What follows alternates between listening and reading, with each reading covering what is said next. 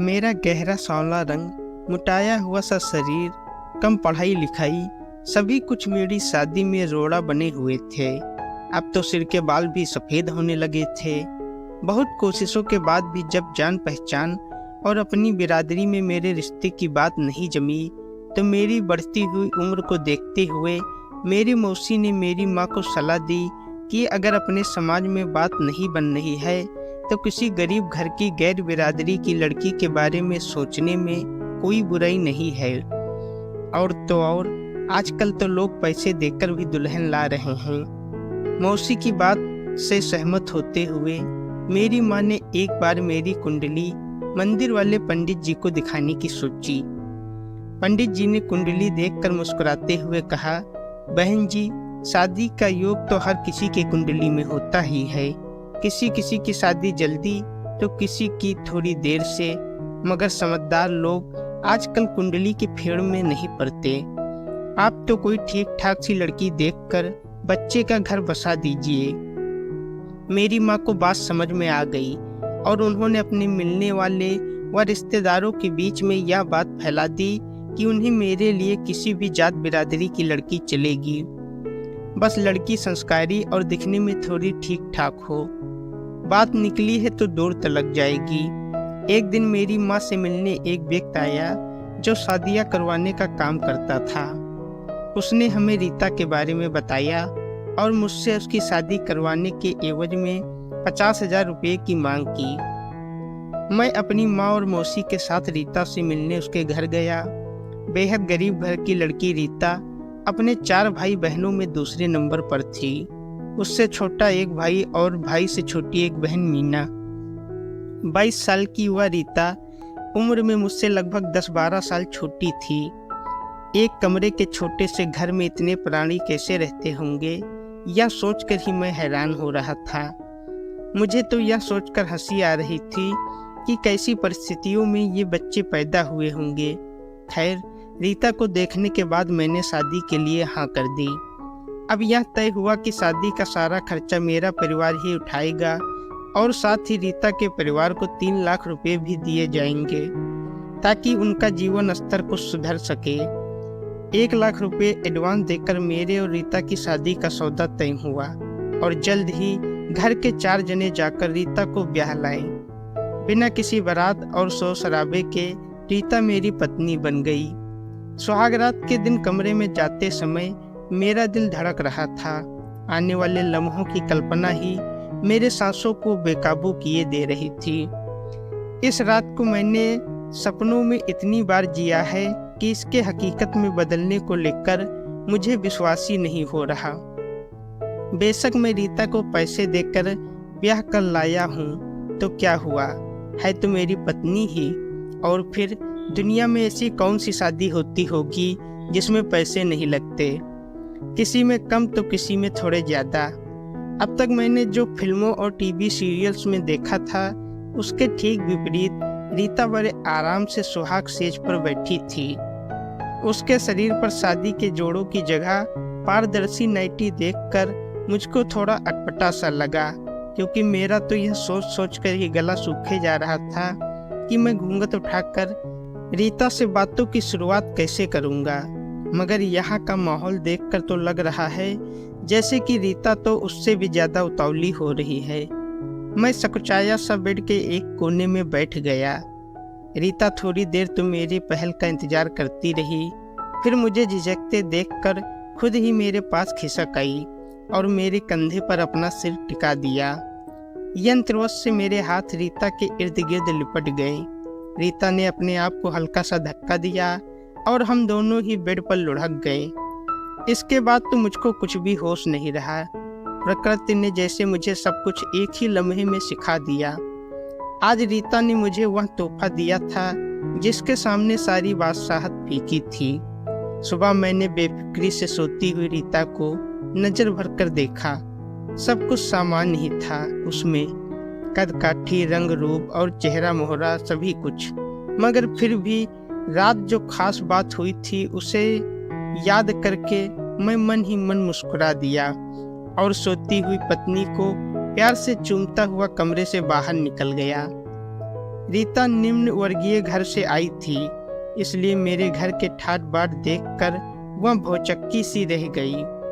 उसका स्वागत किसी नववधू सा नहीं हुआ था, मगर रीता को इसका ना तो कोई अफसोस था और ना ही उसने कभी इस तरह का कोई सपना देखा था। बल्कि वह तो इस घर में आकर फूली नहीं समा रही थी। जितना खाना उसके मायके में दोनों वक्त बनता था, उतना तो यहाँ एक वक्त के खाने में बच जाता है और कुत्तों को खिलाया जाता है। ऐसे ऐसे फल और मिठाइयाँ उसे यहाँ देखने और खाने को मिल रहे थे, जिनके उसने सिर्फ नाम ही सुने थे, देखे और चखे कभी नहीं।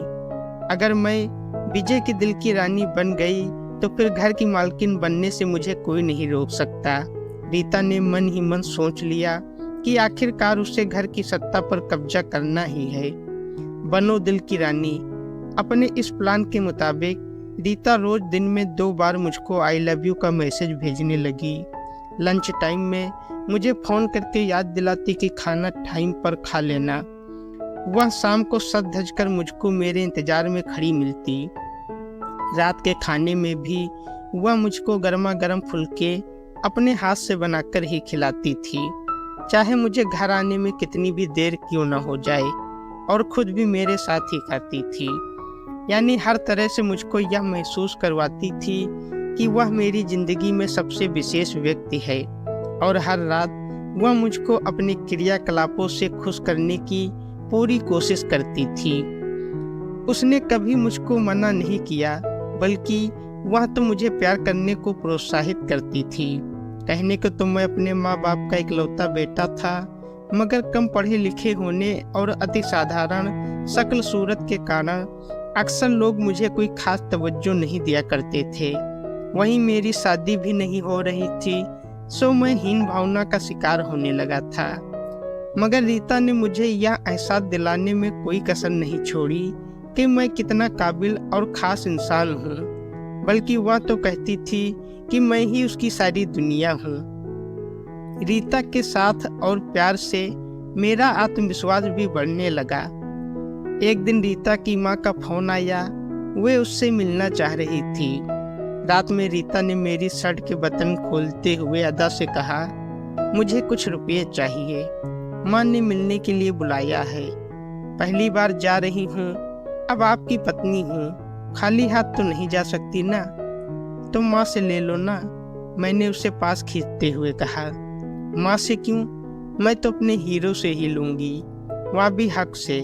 कहते हुए रीता ने मेरे सीने पर अपना सिर टिका दिया। कितने चाहिए? अभी ये रखो, और चाहिए तो कल दे दूँगा। मैंने निहाल होते हुए उसे 15,000 रुपये थमा दिए और फिर रीता को बाहों में कसते हुए लाइट बंद कर दी। रीता 10 दिनों के लिए मायके गई थी, मगर 5 दिन बाद ही मुझको उसकी याद सताने लगी। रीता की शहद भरी बातें और मस्ती भरी शरारतें मुझे रात भर सोने नहीं देती। मैंने अगले ही दिन रीता का तत्काल का टिकट बनवाकर आने के लिए कह दिया। रीता भी जैसे आने के लिए तैयार ही बैठी थी। उसके वापस आने के बाद मेरी दीवानगी उसके लिए और भी बढ़ गई। अब रीता हर महीने मुझसे 10 से 15,000 रुपये लेकर अपने मायके भेजने लगी। रीता ने मुझसे मेरा एटीएम कार्ड नंबर और पिन आदि ले लिया, जिसकी मदद से वह अपनी बहनों और भाई के लिए कपड़े, घरेलू सामान आदि भी ऑनलाइन ऑर्डर करके भेज देती। रीता के प्यार का नशा मेरे सिर चढ़कर बोलने लगा था। घर में रीता का ही हुक्म चलने लगा। मेरी इच्छा को देख मेरी माँ को ना चाहते हुए भी तिजोरी की चाबियाँ रीता को देनी पड़ी। सामाजिक लेन देन आदि भी सब कुछ उसी की सहमति या अनुमति से होता था। मेरी माँ मुझे कुछ नहीं कह पाती थी, क्योंकि रीता ने उन्हें भी यह एहसास करवा दिया था कि उसने मुझसे शादी करके हमारे पूरे परिवार पर एहसान किया है। इधर एक बच्चे की माँ बनकर जहाँ रीता ने मेरे खानदान को वारिस देकर सदा के लिए मुझे अपना कर्जदार बना लिया, वहीं माँ बनने के बाद रीता के रूप और यौवन में आए निखार ने मेरी रातों की नींद उड़ा दी। मुझको अब अपनी ढलती उम्र का एहसास होने लगा था। मैं यह महसूस करने लगा था कि अब मुझ में पहले वाली ऊर्जा नहीं रही और मैं रीता की शारीरिक ज़रूरतें पहले ही की तरह पूरी नहीं कर पाता। अपनी इस गिल्ट को दूर करने के लिए मैं रीता की हर भौतिक ज़रूरत पूरी करने की कोशिश में लगा रहता। मैं आँख बंद करके रीता की हर बात मानने लगा था। रीता बेशक मेरी प्रॉपर्टी की मालकिन बन गई थी, मगर उसने भी अपने दिल का मालिक सिर्फ और सिर्फ मुझको ही बनाया था। उसने बहुत ही योजना अनुसार अपने परिवार को गरीबी के दलदल से बाहर निकाल लिया था। रीता ने मोमबत्ती की तरह खुद को जलाकर अपने परिवार को रोशन कर दिया। रीता ने दुकान के काम में मदद करने के लिए अपने भाई को अपने पास बुला लिया। इसी बीच मेरी माँ चल बसी तो अपने अकेलेपन को दूर करने के लिए रीता ने अपने माँ पापा और छोटी बहन मीना को भी अपने पास ही बुला लिया। एक दिन वही दलाल मेरे घर आया जिसने रीता से मेरी शादी करवाई थी। मीना को देखते ही उसकी माँ से बोला, क्या कीमत लगाओगे लड़की की? किसी को जरूरत हो तो बताना पड़ेगा ना। मेरी बहन किसी की खरीदी हुई दुल्हन नहीं बनेगी, रीता ने फुफकारते हुए कहा। खरीदी हुई दुल्हन? बड़ी जल्दी पर निकल आए। अपनी शादी का किस्सा भूल गई क्या? दलाल ने रीता पर ताना कसते हुए मुंह बनाया।